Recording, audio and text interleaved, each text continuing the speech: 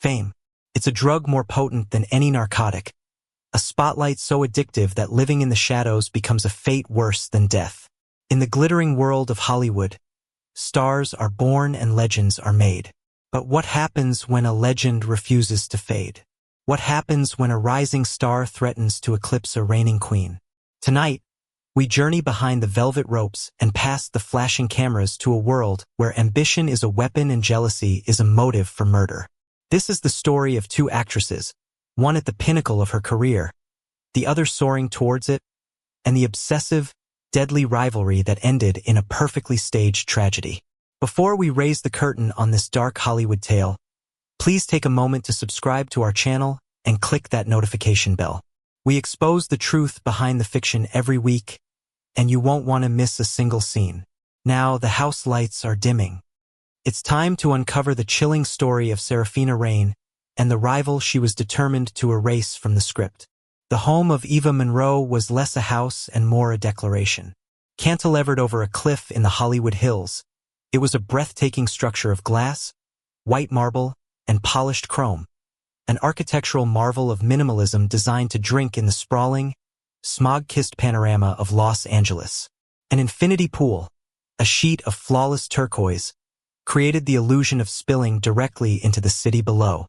It was a home built for the pages of a magazine, a stage meticulously designed for a life lived under the constant, adoring gaze of the public. And it was upon this stage that Eva Monroe's final, tragic, and exquisitely composed scene had been set. Maria, the housekeeper, found her. Her day began, as it always did, at the stroke of 8. The silence that greeted her was the first anomaly. Usually, by this time, Maria could hear the faint sounds of Eva's preferred indie folk playlist or the gentle hum of the espresso machine.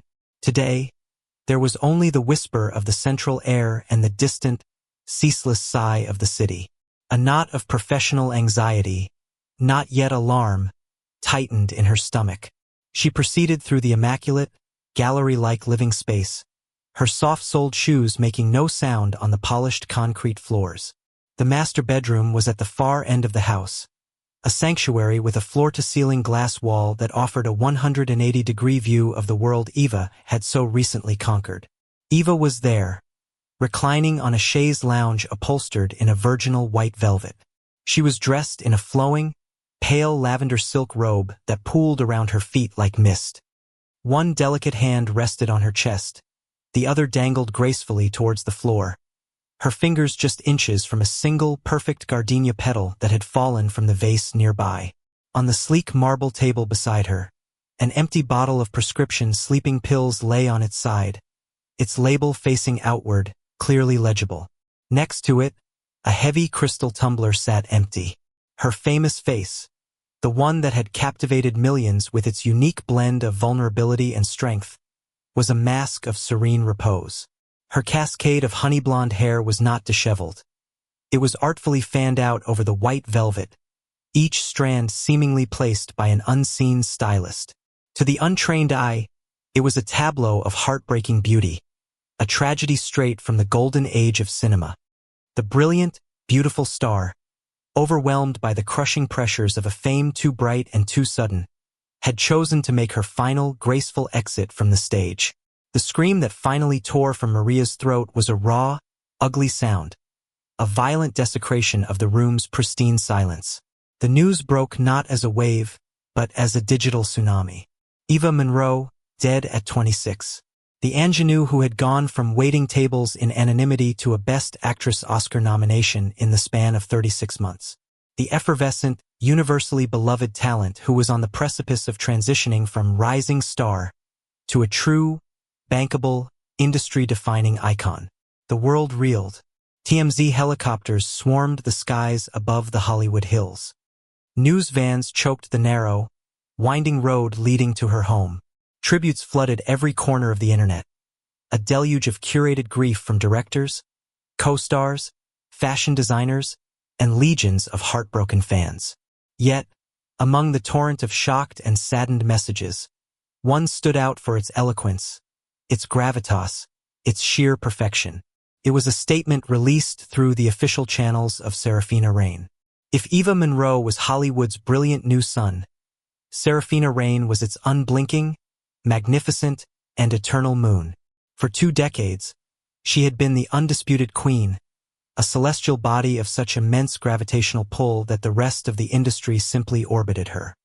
With 2 Oscars for Best Actress, a 3rd nomination, and a reputation for ferocious, transformative performances that blurred the line between acting and possession, she was not just a star.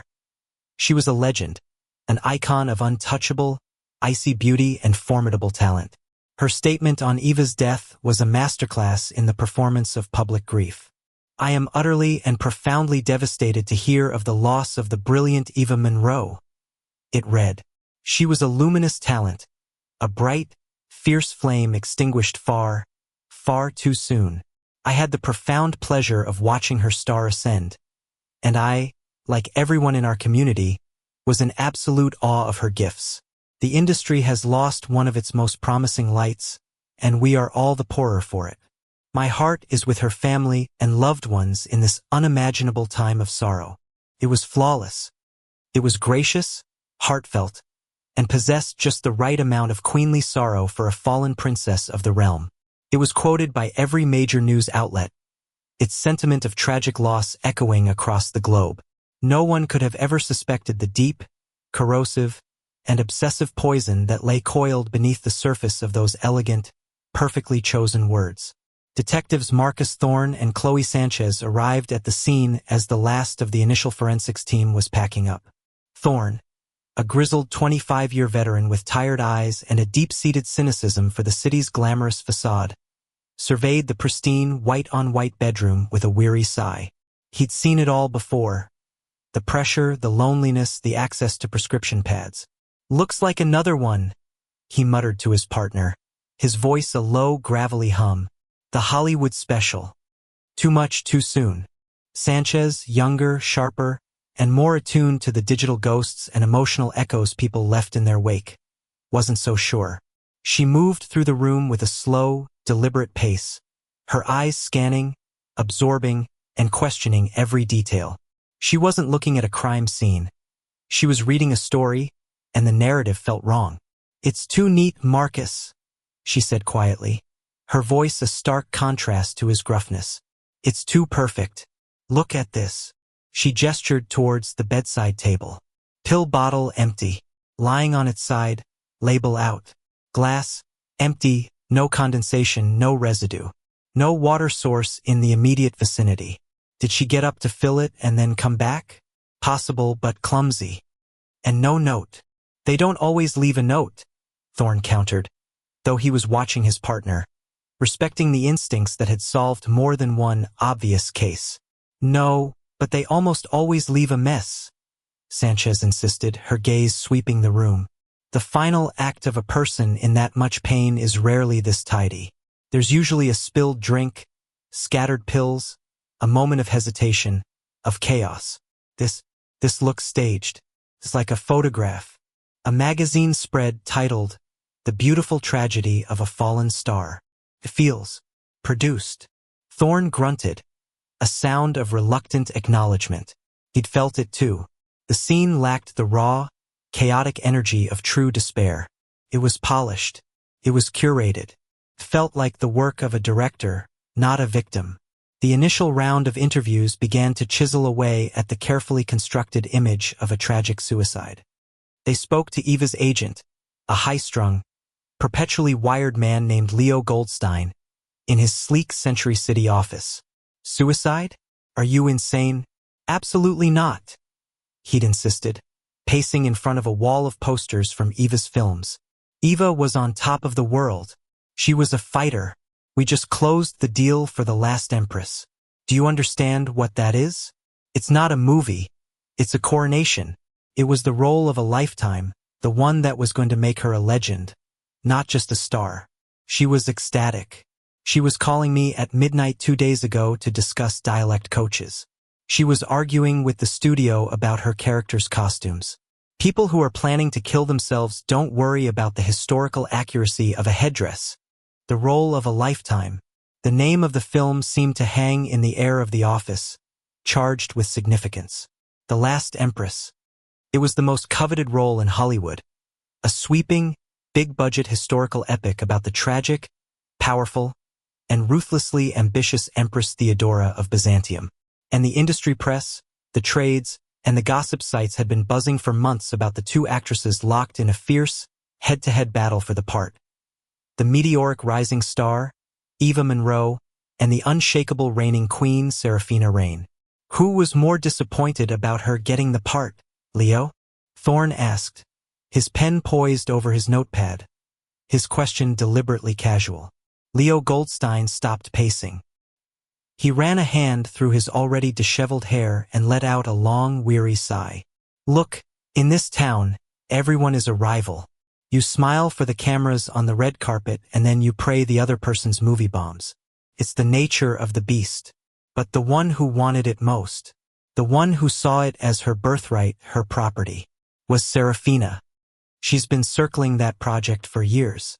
She saw it as her legacy role, the one to cap her unparalleled career.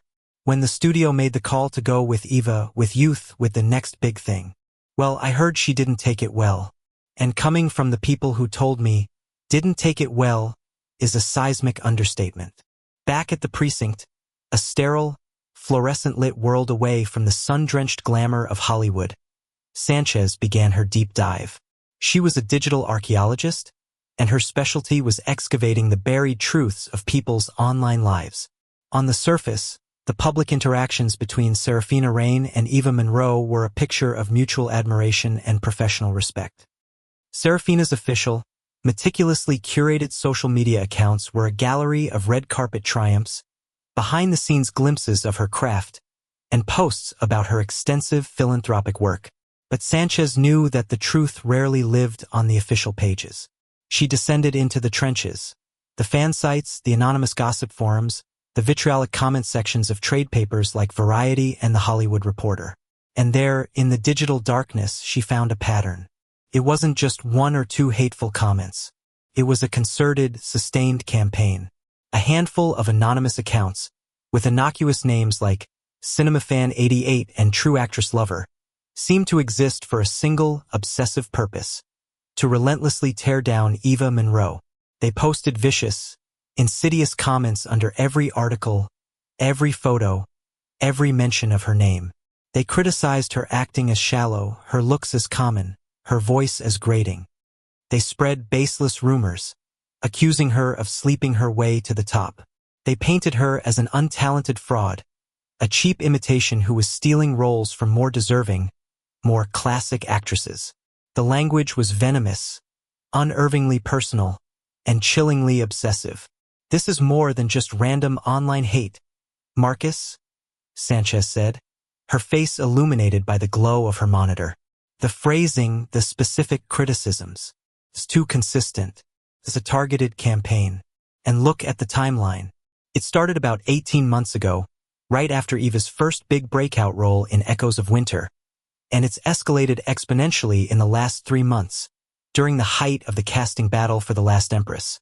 Thorne leaned over her shoulder, his brow furrowed as he read the hateful words. Can you trace them? Find out who's behind it. They're good, Sanchez admitted, her fingers flying across the keyboard. They're using sophisticated VPNs and encrypted proxies, bouncing signals from servers in Estonia to Panama. This professional-level stuff, not your average basement troll. But everyone gets sloppy. Everyone makes a mistake. While Sanchez hunted for a digital ghost, the preliminary autopsy report arrived. It landed on Thorne's desk with the force of a bomb, blowing the case wide open. It confirmed his and Sanchez's suspicions and sent a frigid chill through the entire investigation. Eva Monroe had indeed died from a massive overdose of secobarbital, a powerful barbiturate, the same medication in the prescription bottle found by her bed. However, the medical examiner had found two crucial, horrifying anomalies. First, the concentration of the drug in her stomach was far higher and had been absorbed far more rapidly than what could be explained by swallowing pills, which take time to dissolve. The ME concluded that the barbiturates had been dissolved in a liquid, likely alcohol, and ingested that via method that was faster, more potent, and suggested the drug was consumed in a single, large, overwhelming dose. The second finding was even more damning. The Emmy found faint, almost invisible contusions on her upper arms, deep in the muscle tissue bruises that matched the pattern of strong fingers gripping her, holding her down. And deep in her throat, visible only under magnification, were microscopic petechial hemorrhages. They were tiny, burst blood vessels, a telltale sign of suffocation or, in this case, of someone fighting against having their jaw held shut and being force-fed a fatal draft. Eva Monroe hadn't willingly taken those pills. She hadn't staged a beautiful, tragic exit. She had been held down, restrained, and the poison had been forced down her throat. This wasn't a suicide, Thorne said, his voice a grim, hard stone as he hung up the phone with the Emmy. This was a homicide. This was an execution, gift-wrapped to look like a tragedy. The case was now officially a murder investigation, and their primary person of interest was the most famous, most beloved, most powerful, and seemingly untouchable actress in the world. As Thorne processed the Emmy's report, a small sound of triumph came from Sanchez's desk. "Got you," she whispered to her screen. She had found the mistake. One of the anonymous accounts, in a moment of apparent carelessness, had posted a comment from an IP address that had failed to properly connect to its proxy server for a fraction of a second.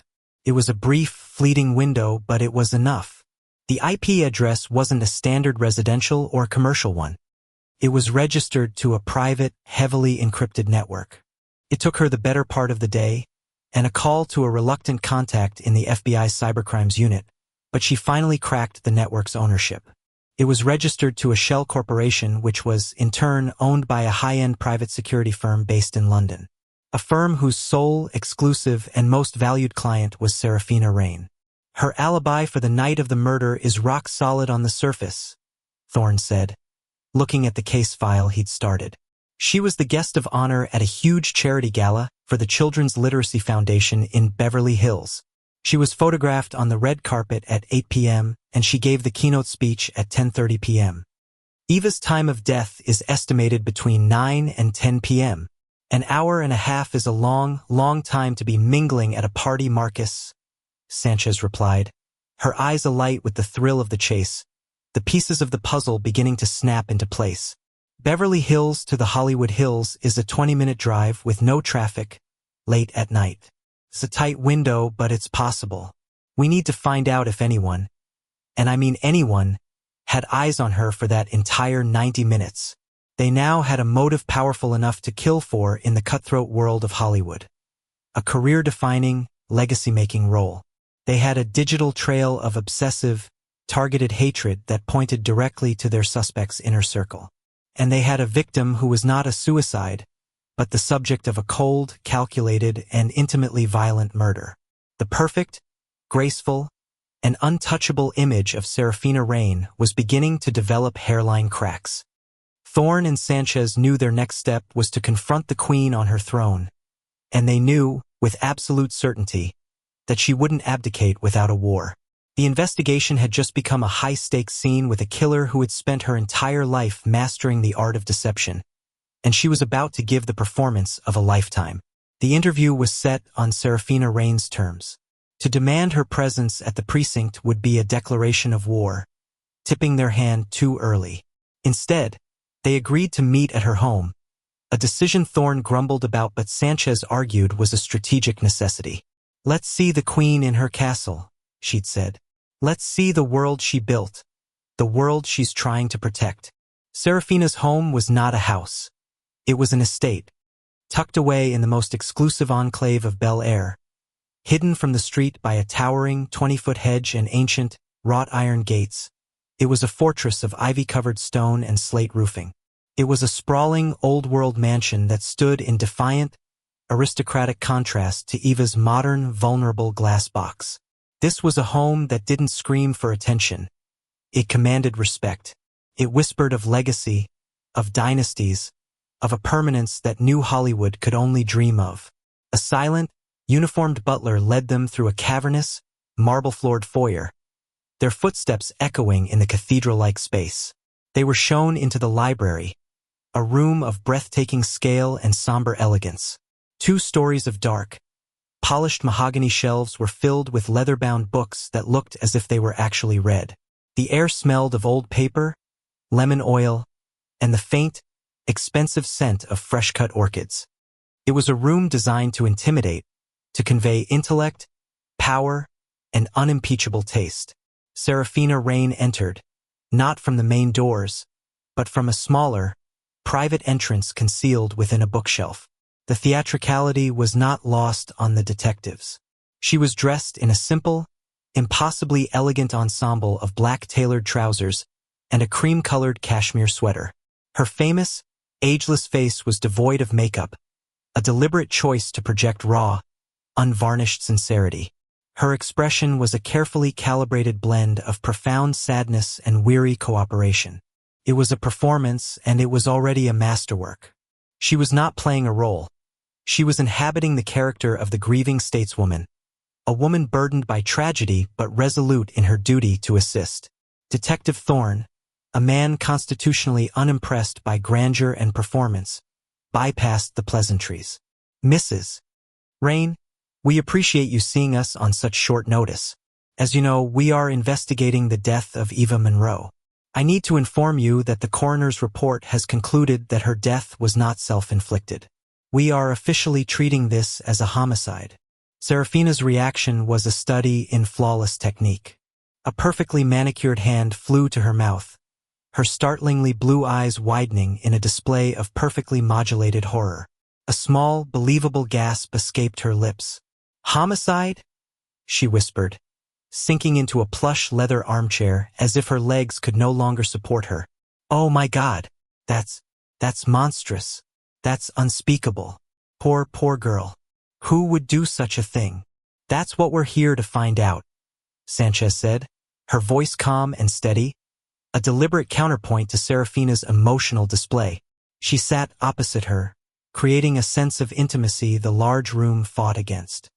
"We understand that you and Miss Monroe were the final two contenders for the lead role in The Last Empress." A flicker of something cold and hard, like a shard of ice, passed through Serafina's eyes before it was instantly veiled by practiced sadness. "Yes," she said, her voice soft and laced with sorrow. "It's a role I cared about very deeply, an important story. But when I heard Eva had gotten the part, I was truly, genuinely happy for her. She had a fire, a raw, untamed quality that I knew would be perfect for the part. To think that someone extinguished that fire, it's simply beyond comprehension. She was hitting every mark, delivering every line with the unshakable conviction that had won her 2 Academy Awards. Some reports in the trades suggested you were less than happy." Thorne pressed, his voice a low, insistent rumble. "That you felt the role was rightfully yours, that you had been developing it for years." Serafina gave a small, sad, and deeply patronizing smile. "Detectives, you must understand the world I live in.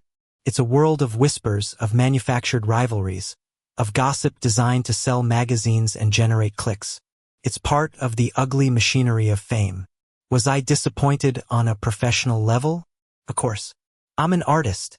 I am passionate about my work. To feel anything less would be a lie. But to suggest that it was anything more than professional disappointment is, frankly, it's insulting and absurd." Sanchez decided it was time to change tactics, to introduce an element of the unexpected. "During our preliminary investigation, we've uncovered a number of anonymous social media accounts that were engaged in a prolonged, vicious, and highly personal campaign of harassment against Miss Monroe." She paused, letting her words hang in the silent, book-lined room, watching Serafina's face for any reaction. "We have traced the highly sophisticated, encrypted network used by these accounts to a private security firm. The same firm that you employ to manage your personal and digital security." The mask did not slip. Not even a crack appeared. Serafina's expression shifted seamlessly from sadness to one of weary, burdened concern. "That is utterly horrifying," she said, her voice laced with steel. "I employ that firm to protect my privacy from the very kind of sickness you're describing, not to perpetrate it. It's possible a disgruntled former employee or an obsessive, unstable fan could have found a way to piggyback on my network. It's a violation of the highest order. I will have my people launch an immediate internal investigation and cooperate fully with your department. The very idea that someone associated with me, however tangentially, would engage in such vile behavior makes me physically ill. She was a master of deflection, a grandmaster of narrative control. Every accusation was met with a plausible, reasonable denial. Every hard fact was twisted into a misunderstanding, a coincidence, or the fault of a nameless, faceless third party. She was building an impenetrable wall of reasonableness around herself, brick by perfectly articulated brick. Mrs. Rain, let's talk about the night of Eva's death, Thorne said, bringing the conversation back to the unyielding reality of the timeline. You were at the Children's Literacy Foundation Gala. Yes, she replied without a moment's hesitation. I was one of the hosts, a duty I take very seriously. I arrived on the red carpet shortly before 8, gave my speech at 10:30, and left shortly after 11. My entire evening was spent in the service of a wonderful cause. The coroner has placed the time of death between 9 and 10 p.m., Sanchez stated, her eyes locked on Serafina. That's a 90-minute window. Can anyone specifically account for your whereabouts during that entire time? A hint of indignation, the first genuine emotion she had shown, colored her tone. Detective, I was there, in the main ballroom of the Beverly Hilton. I was mingling, as they say, speaking with donors, with old friends, with admirers. There were 500 people in that room. I was surrounded by people all evening. The idea that I could have somehow vanished is preposterous. She was daring them to prove otherwise. In the middle of a crowded, chaotic ballroom, she had found the perfect cover. She was simultaneously everywhere and nowhere at once. The detectives left the Bel Air estate with no new tangible evidence, but with a shared, solidifying certainty that was as heavy as the iron gates that closed behind them. Serafina's performance was too good, too polished. Real grief is messy, inconsistent, and selfish. Her sorrow was scripted, her shock was choreographed, her cooperation was a strategy. She wasn't a grieving colleague. She was a killer playing the most important role of her life. Their next move was to methodically, painstakingly, and quietly dismantle her alibi and her defenses. Sanchez dedicated herself to the laborious process of acquiring every piece of data from the gala. Guest lists, seating charts, credit card receipts from the bar, and most importantly, all available photos and video footage from press photographers, hotel security cameras, and the social media accounts of all 500 guests. It was a mountain of digital data, a 1,000-piece puzzle of a single night. While Sanchez fell down the digital rabbit hole, Thorne decided to pursue a more old-fashioned human line of inquiry. He wanted to talk to the people who lived in the shadows of Serafina's blinding star power, the people who saw her when the cameras were off, when the performance stopped. He started with Serafina's former personal assistant, a young woman named Maya Corbin who, according to employment records, had quit abruptly and without explanation 3 months ago. Thorne found her working at a boutique coffee shop in Silver Lake, a world away from the glamour of Bel Air. She was jumpy, anxious, and clearly terrified of her former employer. It took Thorne 2 coffees, a promise of complete anonymity, and all of his reassuring, fatherly charm to get her to talk. Once she started, the words tumbled out in a hushed, frantic whisper, painting a chilling portrait of Serafina's private obsession. She was obsessed with Eva, Maya whispered, her eyes darting towards the door with every new customer. It went way beyond a professional rivalry. It was sick, pathological. She had me print out every article, every interview, every paparazzi photo of Eva. Every single one. She had this room in her house, a small, windowless room off her main office. She called it her study. It was more like a war room. The walls were covered in corkboards, and the boards were covered in pictures of Eva. Pictures from the red carpet, from movie stills, candid shots. And she'd written notes on them in this angry red pen. Her smile is fake. You can see the strain in her eyes. She stole that look from me, Premiere 2009. Amateurish technique. Who is she sleeping with? It was terrifying. Maya described Serafina's moods, which grew darker and more volatile as Eva's star rose higher and the competition for the last empress intensified. The day the news broke that Eva had officially been cast, Maya said Serafina had fired her on the spot for bringing her the wrong brand of sparkling water, then locked herself in the study for the rest of the day. It was the scariest I'd ever seen her, Maya said, her voice trembling with the memory. An old informant in the luxury goods world had told him that Serafina had a signature scent, a custom blend of incredibly rare ingredients that was made exclusively for her and cost more per ounce than gold. Armed with a search warrant, Thorne paid a visit. The perfumer, a fussy, elegant man named Jean-Pierre, was horrified but cooperative. He provided the complex chemical breakdown of the unique scent, a closely guarded secret. Thorne immediately sent the formula over to the forensics lab with a single, urgent request. Run it against any and all unidentified organic compounds found at the crime scene. Meanwhile, Sanchez, bleary-eyed and fueled by caffeine after 36 hours of relentless work, finally found what she was looking for. She had created a painstaking, minute-by-minute timeline of the gala using hundreds of timestamped photos, social media posts, and snippets of security footage.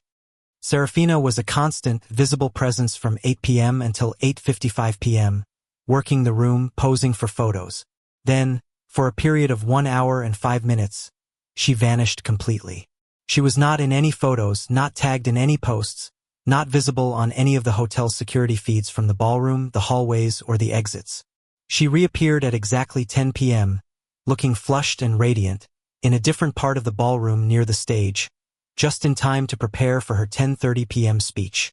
1 hour and 5 minutes. The window of opportunity was there. It was tight, but it was real. Enough time to leave, commit the murder, and return. The final, damning piece of the puzzle fell into place with a phone call from the forensics lab. "You're not going to believe this, Thorne," the tech said, his voice buzzing with the excitement of a major discovery. "We found trace molecules of an incredibly complex organic compound on the fibers of the victim's silk robe, right near the collar and shoulder. We couldn't identify it. It didn't match anything in our databases. But the chemical breakdown you just sent over from that perfume guy is a perfect match. 100%. Not similar. Identical. Whoever killed that girl was wearing that perfume.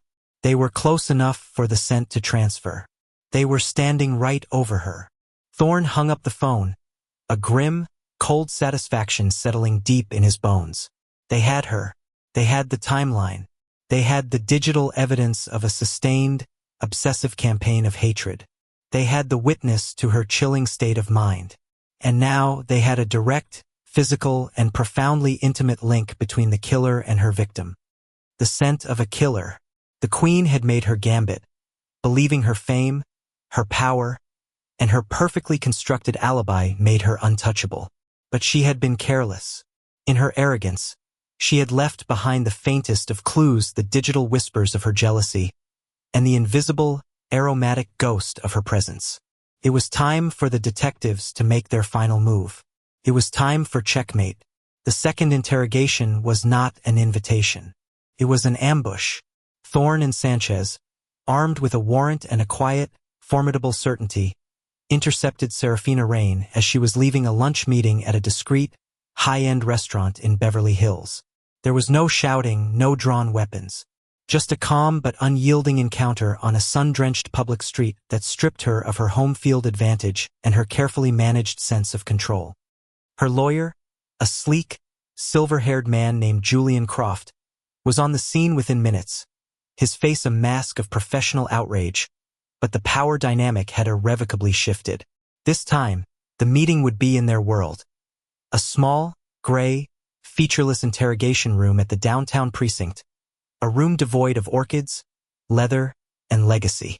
Serafina walked into the room with the defiant posture of a monarch being led to a tribunal by peasants. She wore a stunningly tailored suit of dove-gray silk, an armor of couture.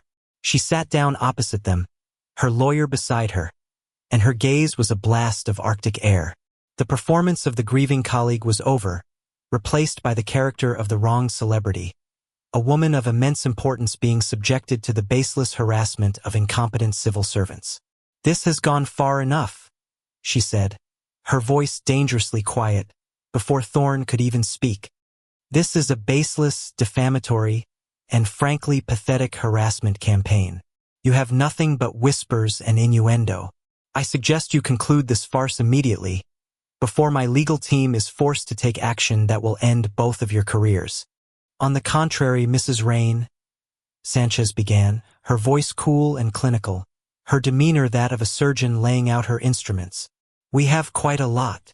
She slid a thick file onto the metal table between them. "Let's start with the digital campaign of harassment against Eva Monroe. We have confirmed that the encrypted network used to host the anonymous accounts that tormented her for 18 months is owned and operated by your personal security firm, a firm to which you are the sole client." Serafina waved a dismissive hand, a gesture of regal boredom. "A fabrication, easily hacked. Any competent tech amateur could frame me. It's meaningless." Thorne took over, his voice a low, gravelly counterpoint to Sanchez's sharp precision. "Then let's talk about your former personal assistant, Maya Corbin, a lovely, if slightly terrified, young woman. She told us all about your private study, the war room, the walls covered in pictures of Eva with your little notes scribbled on them. She told us what you said the day Eva was officially cast in The Last Empress. The universe has a way of correcting imbalances. Some people just aren't meant for greatness." "That sounds less like professional disappointment and more like a threat, wouldn't you say?" A flicker of genuine, venomous anger flashed in Serafina's eyes. The betrayal of a subordinate, a member of her own court, had clearly hit a nerve. A disgruntled former employee seeking her 15 minutes of fame. Her word is worthless. It's pathetic. "Then how about something that isn't a word?" Sanchez said, sliding a second, slimmer file across the table. It was the forensics report from the perfumer. "Our lab found trace elements of a highly specific and complex chemical compound on the collar of Eva Monroe's silk robe. We've identified that compound. It is the exact, undiluted formula for a custom-blended perfume. Perfume made exclusively for you. Your signature. It places you in her room, close enough to touch her, close enough to lean over her." Serafina's lawyer, Julian Croft, immediately began to object, citing transference and contamination, but Serafina silenced him with a sharp, almost imperceptible gesture of her hand. She stared at the report, her jaw tight, her knuckles white where she gripped the arms of her chair. For the first time, her perfect, impenetrable composure showed a significant crack. "And finally," Thorne said, leaning forward, his large frame seeming to suck the remaining air from the small room, his voice dropping to an intimate, conspiratorial growl. "Let's talk about the Children's Literacy Foundation Gala. Your alibi. You were there, that's true. But you weren't there. Not for the whole time. You disappeared from every camera, every photograph, every social media post at 8:55 p.m. And you didn't reappear until exactly 10 p.m. 1 hour and 5 minutes, completely unaccounted for. We have valet records from the hotel's private VIP garage showing a black, nondescript SUV, registered to a holding company you own, leaving at 9:01 p.m. and returning at 9:48 p.m. The driver was wearing a cap and sunglasses, but the security footage, grainy as it is, shows the driver had your exact height, your slender build. "Where did you go, Serafina?" Silence. The hum of the fluorescent lights overhead was the only sound. The air in the room was thick with it, heavy with unspoken truth. Serafina stared at Thorne, her mask of righteous indignation not just cracking, but completely shattering. It fell away, not into fear or panic or guilt, but into something else entirely. A profound, bone-deep weariness, which was then replaced by a chilling, magnificent transformation. The actress vanished. The killer took center stage. She slowly, deliberately, began to smile. It was not a pleasant smile. It was a smile of bitter, knowing triumph. The smile of an artist who has been caught, but is still determined to control the narrative of her own downfall, to deliver one final, unforgettable performance. "You have no appreciation for subtlety," Do you, detectives? She said, her voice a low, theatrical purr that sent a chill down Sanchez's spine. For nuance. For art. You see a crime. A vulgar, simple act. I see. Critique. A necessary, if painful, edit to a poorly written story. Her lawyer, Croft, looked horrified. Serafina, do not say another word. She turned her head slowly to look at him, and her gaze was so cold, so commanding, that he physically flinched and fell silent. The interrogation room had become her final stage, and this was her closing monologue. For 25 years, I gave everything to this industry, she began, her eyes burning with a cold, mesmerizing fire. My youth, my body, my privacy, my soul. I built this kingdom not with talent alone, but with discipline, with sacrifice, with an unwavering commitment to perfection. I set the standard. I am the standard. And then, she came along. She said the word she, as if it were a foul taste in her mouth. This girl, with her easy, unearned smile and her raw, untrained, vulgar talent. They loved her for it. They called her effortless. They called her a natural. They didn't understand that what I do, the craft I have perfected over a lifetime, is the polar opposite of effortless. It is a lifetime of suffering, of control, of bleeding for every single frame. She didn't just want a career, Serafina continued, her voice rising with a terrible, controlled passion. She wanted mine. She wanted my legacy. The last empress. That was my role. I found that script in a forgotten archive 10 years ago. I nurtured it. I championed it. It was the culmination of my life's work. The story of a powerful, brilliant woman who is terrified of being replaced by a younger, more beautiful version of herself. The irony is so exquisitely delicious, isn't it? I was living it, and she, this child, was going to play it. She was going to use my life, my pain, my story, to build her own legend upon the ashes of mine. I could not and would not allow that to happen. She described the night of the murder with a terrifying, detached artistic pride. She had slipped out a service exit at the gala, changed in her car, and driven to Eva's house herself. Eva, surprised and utterly starstruck to see the legendary Serafina Rain standing on her doorstep, had let her in without a moment's hesitation. I told her I had come to bury the hatchet, Serafina said, a cruel, knowing smirk touching her lips, to congratulate her in person, to offer a toast to her success. I even brought a gift-day bottle of outrageously expensive vintage whiskey. She was so naive, so desperate for my approval. She drank it down without a second thought. Of course, the bottle was already laced with 3 times the fatal dose of secobarbital, perfectly dissolved, tasteless, and fast-acting.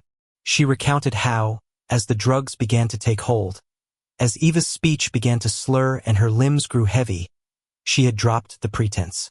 She had told Eva exactly who she was and exactly why she was there. She described Eva's confusion turning to dawning, uncomprehending terror as she realized she'd been poisoned. She fought at the end, Serafina admitted, a flicker of something akin to professional respect in her tone. She tried to get to her phone. She had more spirit than I gave her credit for. That's when I had to assist, to ensure the scene was played out correctly. I held her down, and as she faded, I whispered in her ear that the role was mine again, that the universe had, indeed, corrected itself.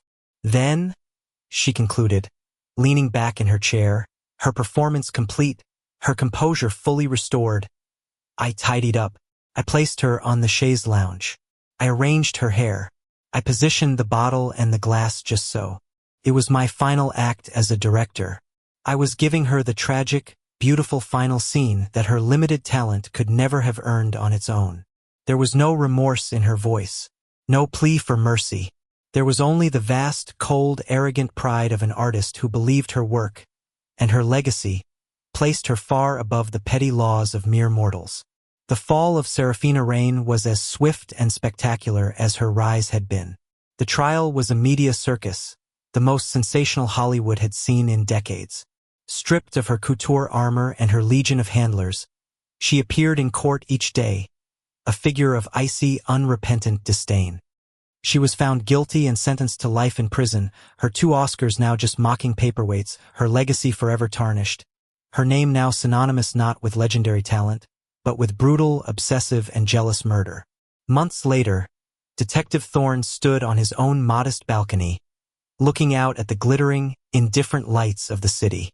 He thought about the 2 women, one whose life was a frantic, desperate, and ultimately fatal climb to stay in the light, and another whose own light was extinguished just as it was beginning to burn its brightest.